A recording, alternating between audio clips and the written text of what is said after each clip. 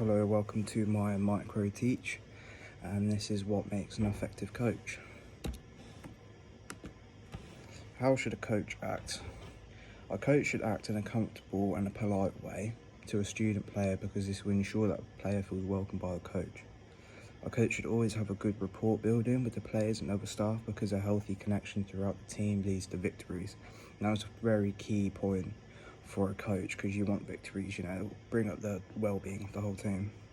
The coach will listen to players' problems and how they can help the athletes, as they should be able to aid their problems. An on-time, punctual, organised and reliable coach to the team is needed at all times to help them progress throughout the season. Now, they are the main points on why and how a coach should act.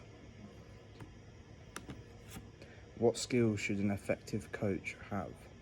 An effective coach should have a great rapport building with other players because this allows them to become close and eligible for them to talk about what they want to improve and if they have any troubles. Communication is key to a coach and its players. Having communication will allow your players a coach to talk about what needs to be improved over the several weeks, training or just general chatting. Communication allows the team and coach to have more of a rapport building. A rapport building will help boost the team's mentality and just physically will help them out so much that it will change how they'll play and how they'll work as a team. Giving feedback to players will help out the team's ability to adapt and change the way they play or even how they become better at the skill. And a motivator in the team will boost the confidence in a team because you'll have more self-esteem. The self-esteem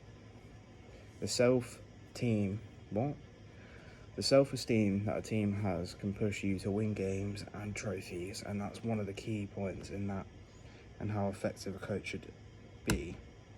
Because if you're not winning games or not getting trophies and you don't feel happy there, then why are you still there? Why are they still there? Like, you need to be able to just cut it off and get rid of them. An appropriate dress code and appropriate clothing for a head coach.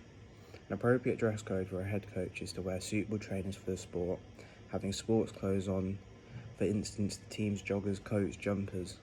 These are all suitable clothing for a head coach, and it still allows them to show their skill in full ability. So this means if they're wearing joggers and like a playing top, they can still do drills that they wouldn't be able to do if they was wearing a suit.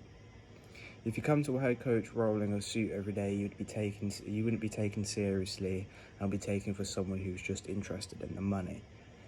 I'm pretty sure it's not a mostly used thing, but a lot of people who own clubs are like this. They don't care about the sport, mostly in football. They don't care about the sport, they just like the money because there is a lot of money in football. Finally, if you wear anything inappropriate, then it can cause problems with people who take offence of the clothing or general attire. For instance, a mankini would not be allowed in any circumstances due to how much it reveals of the skin. Yeah, so if I came in wearing a mankini, it's not going to go down with the players and say the players' mums and dads and stuff like that, because it will just disturb them and not think we're taking our job seriously. What will an effective coach have? Patience is such a key thing to have as a coach. You don't want to rush players in their abilities. They tend to feel pressured and will not perform to the best ability if you rush them. But if you wait patiently, then their full potential can be released, and that's very true, I think, personally. If you allow a player to build up their confidence and build up their ability, then it's just going to be so much better than pushing them to do stuff they don't want to do straight away. A loud voice indicates that you're in charge and you are the head coach. This will get the attention of the athletes so they can listen to the valuable lessons and drills explained by the coach. Being in charge and being actually getting their attention is quite key for a head coach, because most of them are students. And they're not going to listen to you, unless when you get professionally they will, but they'll joke around, you know what I mean, but apart from that they need to be listening. Being a confident coach will allow you to have your peers the correct way to do. Being a confident coach will allow you to will allow you to how your peers the correct way to will show your peers the correct way to do the drill, but also the most efficient way as possible. Confidence also gives the belief that what they're doing is correct. Being confident is big in coaching, because if you're not confident in what you're doing, then you're not actually going to be able to show the team properly in how they do it, and they're just not going to listen to you, so it won't go down well. An organised coach will always have the best drills and actions when it comes to the sport and playing it. An organised coach always allow an organised coach also allows a reliable coach, so that you won't have any doubt in them. An organised coach is also needed because you need to have game times, the right kit, right everything. If you don't have the right stuff, then how are you meant to train properly? So they're pretty on there of what an effective coach will have. Roles and responsibilities. The main responsibility of a coaching a team is that they don't get themselves hurt or injured seriously. So this means showing the correct way to do a drill. For instance, a rugby tackle is very dangerous, but if taught the right way, is very safe. And that is true. Rugby, it can be very safe if you're not an idiot and try and tackle in the wrong way that you're not showed.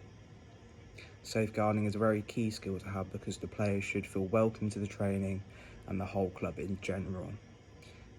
And you want to feel welcome in a team. No one wants to be pushed aside out the circle. It's not nice. Being in charge is a big role of the coach, because you cannot allow others to speak over them, because it will be very rude. But also, they should show respect to the coach. Respect is one of the main things. It's a key thing of being a coach. If you don't get the respect you want, then it's just not going to be good. And if you don't show the respect to the coach, then you're not going to get the correct ability and whatever back, because the coach won't take you seriously and won't be nice to you. Any misbehaving in training or games will always result in consequences, as it wouldn't be tolerated, but the coaches and peers around. Yeah, no misbehaving. That is so rude. It's so disrespectful to anyone. You can have a joke, but you can't take it over too far, because it just won't end well. And finally, the qualifications you'll need to become a head coach. So first of all, you need to be able to pass Maths, English and Science of all 4 and above. This is also relating to having 5 GCSEs overall, so you can have them 3 plus 2 others. But you need to make sure you got them through. Next, you go to a college to get 2 A-levels during an extended sports diploma, which allows a lot of different skills and jobs to the person taking the course.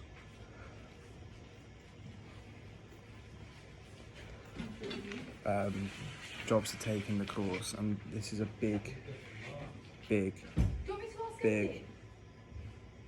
to have when you're getting your qualifications. If you wish to go to university, it requires you to give a merit in both years doing the